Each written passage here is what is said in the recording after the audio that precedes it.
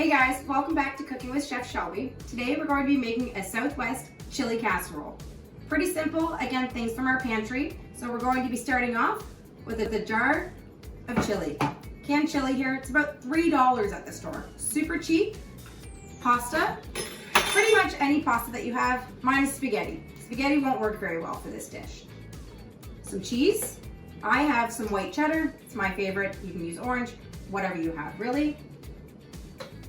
This dish actually doesn't call for any vegetables because we have a lot of that in the chili. But what I've decided for today is, since I have this on hand, got a half a red onion, I may as well use the pepper before it goes bad. So that's what we're going to start off with. I've got a pot of water here boiling on the stove. What we're going to do is add salt. We're going to add a lot more salt than you think you would. You really want this to taste like the ocean. That's the only way that you're really going to get that flavor going through your pasta. So let's get the pasta in so that's cooking while we get everything else going.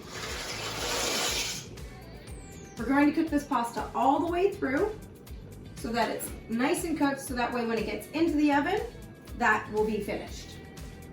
First thing we're going to do here is we're going to turn the oven on, get that up to about 425 degrees.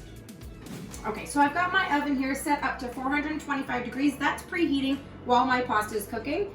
Don't want that to boil over, so we're going to turn that down there to about a medium. Now in here, I have about 1.5 cups of pasta, just under 2 cups. The average adult eats about 4 ounces of pasta for a full meal. So in here, there's about 8 ounces. That should feed 2 adults, plus the can of chili and the vegetables. We can bulk that up to about 3 adults can eat out of this meal. All right, so now what I've got going is the frying pan here. I'm going to saute off all of these vegetables. So I'm going to get that heating while I chop. Like I taught you last time in the video, we're going to curl those fingers, and to cut this onion, we're going to slice all the way down, just like this, and then across. Fingers up so we don't hit yourself and cut yourself. We don't want any of that. And curling those fingers, nice chop here. Turn this over, get that last end, and that takes us right to this part that we're going to throw out. So onion to the side. We're going to cut the pepper, again, the way I taught you last video. Cut the end off and the other end.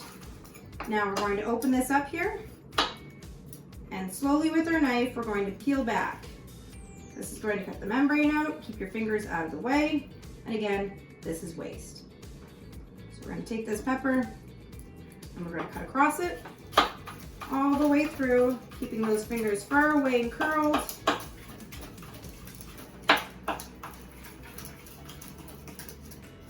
And then we're going to go right back across here.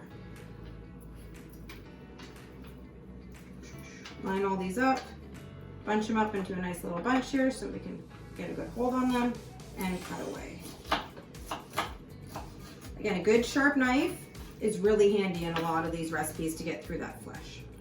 Don't want to waste anything, so we're going to use the ends all the way across. Goes to the side. They don't have to be a perfect size. Honestly, it's all going to get sauteed and put into the oven anyways. Get this out.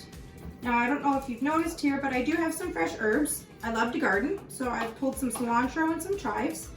Those are going to go on at the end, just as an extra little garnish, some color, some green. But if you don't have it, again, it's not necessary. It just adds a little extra pop of flavor and some freshness. All right, so this pan should be nice and warm. Add some oil to it. Give these noodles here a stir just to see how we're doing. And we're going to add all of this into the pan here. This is just going to give the vegetables a bit of a head start so that they're not coming out raw, because this dish isn't really going to spend that much time in the oven. Again, going in the oven is really just to melt the cheeses. So we're going to get rid of this garbage here. All right. Meantime, I'm just going to cut up my herbs. Get these out of the way to the side. So herbs are really easy. I've already washed these, taken care of them. So now what I'm going to do is I'm going to roll them into a little tiny bunch. Makes it a lot easier for you to be able to run your knife through it, get a bit more of an even chop. And through, there we go. Again, watching out for those fingers, get those out of the way. If you want to, you can go back across it again. And there we go. So now I can hear this is working over here. you always want to make sure you season everything. So, seasoning every layer, make sure that we have flavor going through the whole dish. So a little pepper, a little salt. Give that a nice little stir. And we're going to leave that to hang out. Let's take a look here what's happening with these noodles. We're about halfway there. So if we take a look at the noodle, you can see that it's got some white going on, but if we cut into it, you can see that it's still raw. So we're definitely going to give that quite a bit more time. It's not ready yet. Now, if you haven't already, which I have, I've decided that I would shred my cheese. It's going to save me a little bit of time. I'm going to get this out of the way here for you so everybody can see everything. And we can open up our chili. I've chosen stag chili. It's pretty good. I don't mind it. I make chili usually at home and I keep it in the freezer, which is another good thing that you can use for a dish like this. We'll get this open, put that to the side. All right, so now let's take a look here and test this pasta. We want to make sure that it's ready to go before we drain everything out. So, very carefully, since it's going to be hot. Take that noodle out, that water out of there. All right. All right. So, we're going to take this over to the sink. We'll drain out these noodles.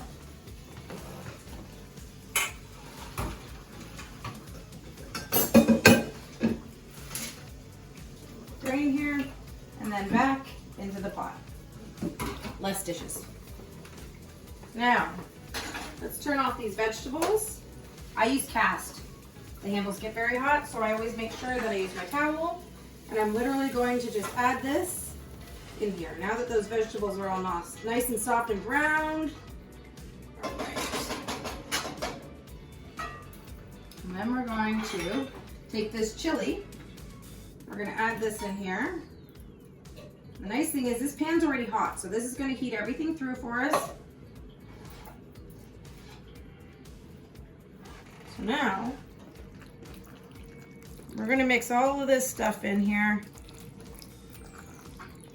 And this is now going to go directly into our dish.